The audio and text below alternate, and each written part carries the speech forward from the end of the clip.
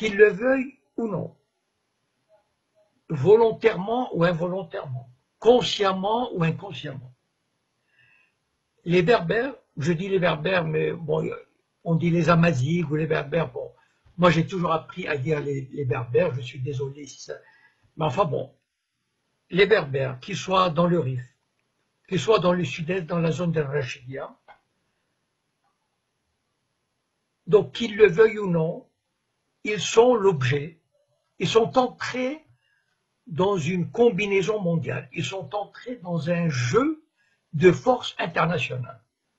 C'est-à-dire qu'on ne se trouve plus dans un problème interne au Maroc. Ce n'est pas vrai. On le présente comme un problème interne, c'est-à-dire le problème d'une minorité ou d'une grande, enfin on dit que le Maroc est majoritairement berbère, c'est-à-dire à plus de 50%, ce qui est tout à fait vraisemblable, mais comme ce sont dans les régions de montagne, etc., cela ne ressort pas de cette façon-là. Il se trouve que depuis au moins une vingtaine d'années, la question berbère échappe à la catégorisation du problème interne au Maroc. C'est-à-dire, ce n'est plus un problème entre la monarchie et les régions berbères où il y aurait un partage de pouvoir, une reconnaissance de la langue, de l'identité, etc. Chose qui, apparemment en tout cas, qui arrive. Il y a des forces étrangères, et je vais les citer, c'est le Mossad, en premier lieu le Mossad, avec des services secrets espagnols, français, mais en premier lieu le Mossad, qui a intérêt à semer le trouble, la discorde et la division. Et ça, on ne peut pas échapper à ça. Et je vais vous raconter une anecdote qui m'est arrivée il y a presque une douzaine d'années. À l'époque, je n'étais pas du tout connu. C'est-à-dire, il n'y avait pas Facebook, je ne faisais pas de conférences, et j'avais l'habitude de me glisser dans les réunions du Bnei Brit, par exemple. Le Bnei Brit, c'est la franc-maçonnerie juive mondiale. Et j'ai assisté à la réunion suivante. Je ne sais plus comment j'y suis allé, mais je suis arrivé. C'était la loge Ben Gurion à la mairie du 16e arrondissement. Et cette loge avait invité des Berbères d'Algérie, 5 ou 6, qui représentaient des associations de Berbères. Et moi, bon, assis quelque part comme ça, tranquille, j'observais. Et il y avait presque une centaine de personnes. Enfin, c'est une loge très importante. Ce sont tous des juifs sionistes. Et là, ils ont commencé à leur dire, oui, c'est bien, vous menez un bon combat pour votre identité culturelle, votre culture. Enfin, ils les caressaient dans le sens du poil. Et petit à petit, ils les ont amenés.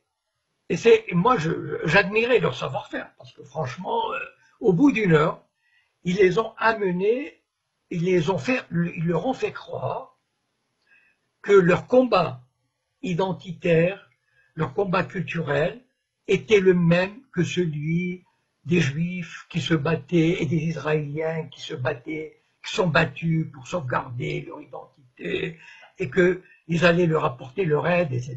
Et c'est la première fois où j'ai pris conscience que les organisations judéo-sionistes s'intéressaient aux problèmes berbères, aux Berbères. Et lorsque, après, petit à petit, évidemment, j'ai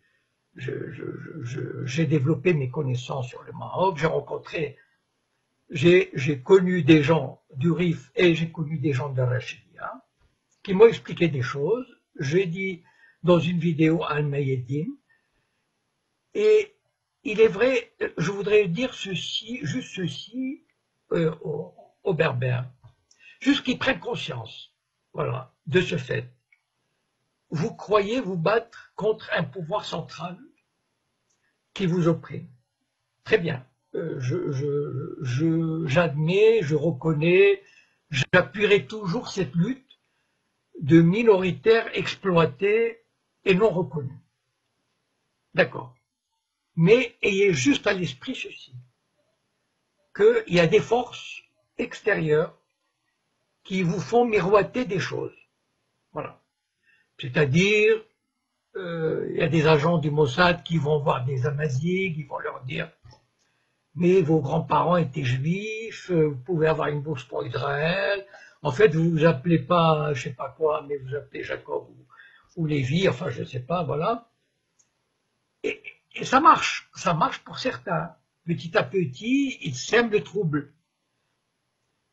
Et certains Amazighs, certains Berbères pensent trouver un appui, pensent trouver, comment dire, une voie de sortie d'une exploitation ou d'un colonialisme qui se trouverait à Rabat ou à Alger. Moi, je voudrais juste, comment dire, je n'ai pas du tout à vous dire comment il faut faire, de quelle manière il faut se battre, quelles sont les revendications que vous pouvez demander, etc. C'est pas mon rôle.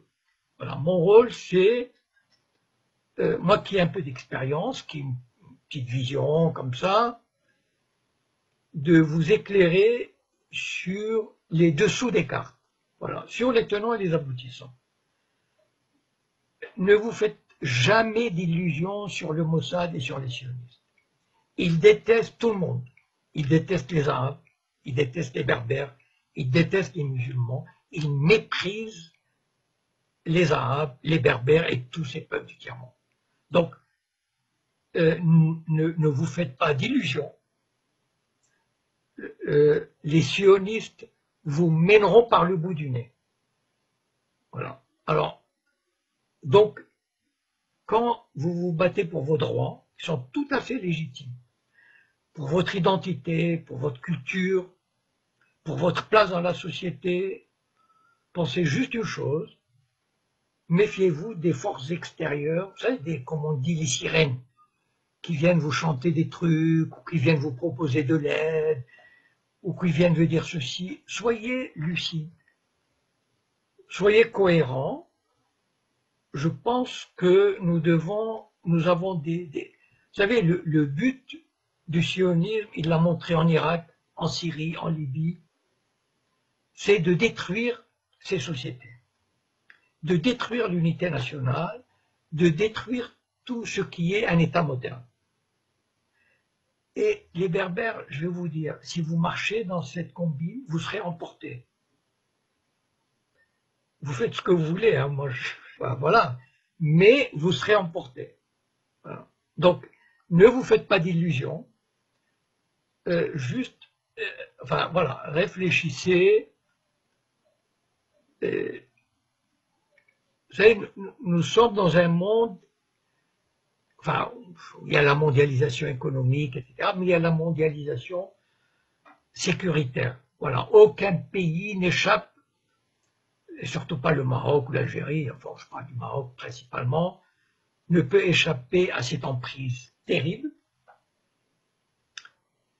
Moi, je tiens beaucoup à mon pays, je le redis, et je voudrais que mon pays, comme d'autres pays maghrébins, arabes, échappe à cette main de fer, enfin dans un gant de velours, je ne sais pas si elle est dans un gant de velours, qui l'écrase, qui détruit, qui l'explose. Voilà, c'est un peu le message que je voulais vous transmettre ce soir.